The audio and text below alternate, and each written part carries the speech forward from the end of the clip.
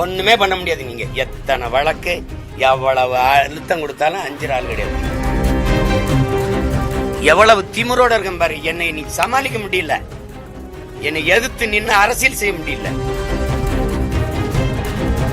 நீங்களும் 234, நானும் 234, 26 தேர்தல்.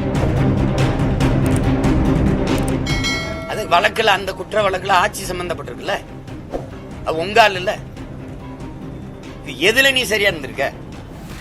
இந்த இதுல உடனே அதை விசாரிச்ச நீதியை நிலைநாட்ட துடிக்கிற நீ. பல்கலைக்கழக வளாகத்தில் நடந்த தங்கச்சிக்கு நடந்த கொடுமைக்கு என்ன விசாரிச்ச? பொள்ளாச்சியில் நடந்த அந்த கூட்டு பாலியல் வன்கொடுமைக்கு என்ன விசாரிச்ச?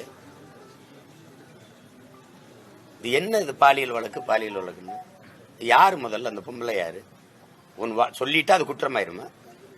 1000 பேர் 1000 சொல்ல விசாரிக்கணும்ல. விசாரிக்காம நீ உறுதி பண்ணிட்டு போயிட்டு இருந்தீன்னு என்ன அர்த்தம்? என்ன அர்த்தம்? என்ன உங்க மனநிலை என்ன?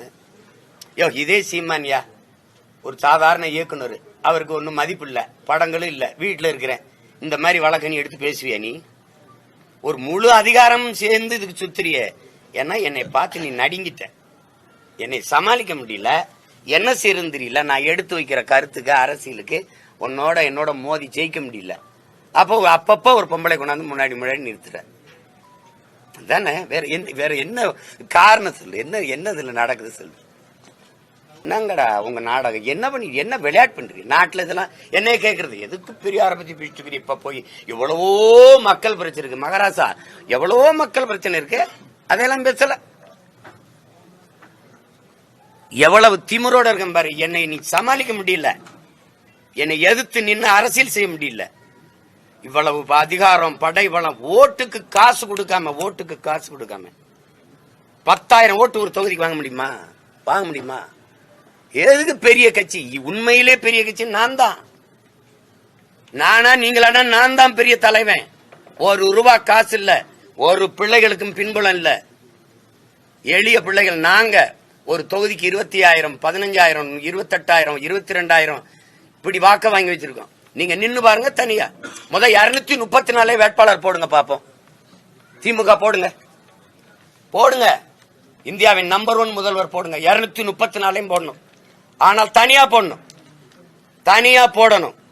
மனச்சான்றுக்கு விரோதம் ₹1 நேர்மையாளர்கள் மாறி மாறி ஆட்சி செஞ்சிருக்கேன் உங்க அப்பா காலத்துல இருந்து.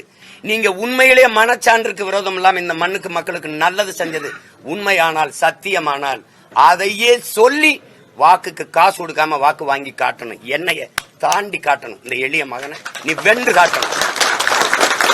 நீங்களும் 234, நானும் 234, 26 தேர்தல. கூட்டணி எதுவும் கூடாது. உன் கருப்பு சிவப்பு கொடி, சோழன் ஏந்திய புலிக்கொடி, நான் களத்துல 2 பேர். மத்த கட்சிகள் இருக்கட்டும், நம்ம 2 பேருக்கும் போட்டி நின்றுவோம். ஆனா வாக்கு காசு கொடுக்காது. நான் ஆட்சிக்கு வரல, எனக்கு சாதனைன்னு ஒன்னும் சொல்லிக்கிறல. நான் வந்தா செய்வேன் தான் என் மக்கள்கிட்ட சொல்ல முடியுது. நீங்க வந்திருக்கீங்க, செஞ்சிருக்கீங்கல்ல, சொல்லி கேளு. உங்களை மாதிரி உங்க அப்பா முதலமைச்சர் அப்படி நான் வந்தவன் இல்ல. சாதாரண விவசாயி மகன். எனக்கு ஒண்ணும் கிடையாது. மக்களிடம் இருந்து மக்களின் துயர துன்பங்களை சுமந்து மக்களுக்காக வந்த மகன். என்னை சமாளிக்க முடியல. ஒண்ணுமே பண்ண முடியாது. நீங்க எத்தனை வழக்கு எவ்வளவு அழுத்தம் கொடுத்தாலும் அஞ்சு ஆள் கிடையாது. பயப்படுற ஆள் கிடையாது. இந்த சொந்தவன் நான். எனக்கிட்ட பூச்சாண்டி எல்லாம் விட்டுறணும். வருவேன்னா வருவேன். 11 மணிக்கு வந்தே முடியாது. நான் நினைக்கும் போதுதான் வருவேன். என்ன அப்படி எந்த இடத்துல நேர்மையா நின்று நீங்க எல்லாம் விசாரிச்சு முடிச்சிருக்கீங்க?